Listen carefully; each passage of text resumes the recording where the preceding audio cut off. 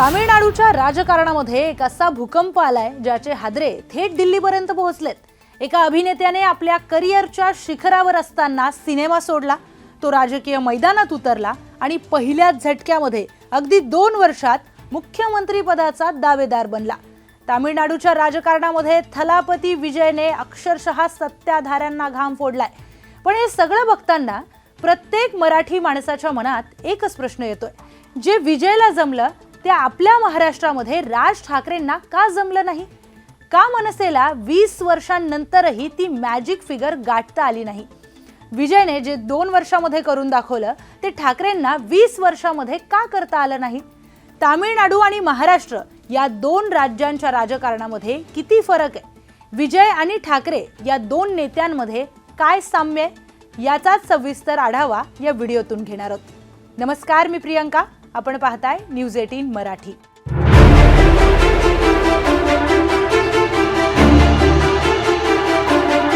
विजयला 2 वर्षांमध्ये इतकं मोठं यश कसं मिळालं हे समजून घेण्याआधी आपल्याला महाराष्ट्र आणि तामिळनाडू या दोन्ही राज्यांची राजकीय संस्कृती समजून घ्यावी लागेल. तामिळनाडूमध्ये चित्रपट आणि राजकारण यांचं अत्यंत जुनं आणि घट्ट असं नातं आहे. तामिळनाडूमध्ये अगदी MGR पासून जयललितांपर्यंत अभिनेत्यांना देव मानण्याची आणि त्यांना थेट मुख्यमंत्री पदावर बसवण्याची फार मोठी परंपरा आहे. पण महाराष्ट्रामध्ये तसं नाहीये. महाराष्ट्राची राजकीय संस्कृती वेगळी आहे. येथे कलाकारांचं कौतुक होतं, पण त्यांना नेता म्हणून स्वीकारताना जनता खूप विचार करते. महाराष्ट्रामध्ये वैचारिक अधिष्ठान आणि संघर्षाचा मोठा इतिहास असलेल्या नेत्यांनाच लोकांनी नेतृत्व दिलंय. हा पहिला आणि मोठा फरक दोन्ही राज्यांमध्ये आपण समजून घेतला पाहिजे. आता राज ठाकरे आणि विजय थलापती यांच्यातलं साम्य पाहूयात. सगळ्यात पहिलं आणि सगळ्यात मोठं साम्य म्हणजे दोन्ही नेते हाडाचे कलाकार आहेत.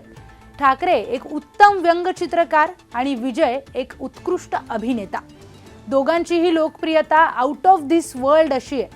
राज ठाकरेंची सभा जिथे होते तिथे मैदानं अपुरी पडतात. तसंच विजयच्या एका ऑडिओ लॉन्चला अख्खं चेन्नई ठप्प होतं. दोघांकडेही तरुणांची मोठी फौज आहे. भाषण करण्याची शैली, देहबोली आणि समोरच्याला आपलंसं करण्याची ताकद या बाबतीत राज ठाकरे थलापतीच्याही एक पाऊल पुढे आहेत. पण दोघांच्याही नावामध्ये एक ब्रँड व्हॅल्यू आहे. पण या दोन्ही नेत्यांचा प्रवास पूर्णपणे सारखा आहे असंही नाहीये. राज ठाकरे एक उत्तम व्यंगचित्रकार आहेत. एका रेषेतून समोरच्याचं अस्तित्व मांडण्याची कला त्यांच्या वारशाने मिळाली आहे. त्यांना बाळासाहेब ठाकरेंचा राजकीय वारसाही लाभलाय. राज ठाकरेंच्या रक्तामध्येच राजकारण भिनलंय असं आपण म्हणू शकतो. पण दुसरीकडे विजय हा एक अभिनेता आहे. त्याला राज ठाकरेंसारखा थेट राजकीय वारसा मिळाला नाही. विजयचे वडील S.A. चंद्रशेखर हे चित्रपट दिग्दर्शक होते. त्यांनी विजयची फिल्मी कारकीर्द घडवली, पण राजकारणासाठी विजयने स्वतःचा मार्ग निवडलाय. आता जे राज ठाकरेंना जमलं नाही ते विजयला कसं जमलं या मूळ मुद्द्यावर येऊयात. तामिळनाडूमध्ये M. करुणानिधी आणि जयललिता या 2 मातब्बर नेत्यांच्या निधनानंतर एक मोठी पोकळी निर्माण झालेली. स्टॅलिन यांनी ती भरून काढण्याचा प्रयत्नही केला, पण तरुण पिढीला एका नव्या पर्यायाची ओढ होती. विजयने नेमका याचाच परफेक्ट फायदा घेतलाय. विजयच्या यशाचं सर्वात मोठं गुपित काय, तर विजयने केवळ राजकारण केलं नाही, तर त्यासाठी त्यानं आपलं कोट्यावधींचं साम्राज्य सोडून दिलं. सिनेमातून निवृत्ती हा एकच शब्द तमिळ जनतेला सांगायला पुरेसा होता की हा माणूस आता फक्त आपल्यासाठी जगणार आहे. विजयने आपला पक्ष जरी 2024 साली काढला तरी त्याची तयारी मात्र 2009 पासून सुरू झालेली. विजयने मक्कल इयक्कमच्या माध्यमातून प्रत्येक गावामध्ये रेशन पोहोचवलं, विद्यार्थ्यांच्या फी भरल्या आणि पक्ष येण्याआधीच विजय तामिळनाडूच्या घराघरामध्ये पोहोचला होता. विजयकडे 15 वर्षांपासून कार्यरत असलेले विजय मक्कल इयक्कम म्हणजेच VMIचं मजबूत नेटवर्क होतं, ज्याचं त्यानं शिस्तबद्ध राजकीय पक्षामध्ये रूपांतर केलं. राज ठाकरेंच्या पक्षातही सुरुवातीला मोठी लाट होती, पण त्या लाटेचं संघटनात्मक बांधणीमध्ये रूपांतर होऊ शकलं नाही.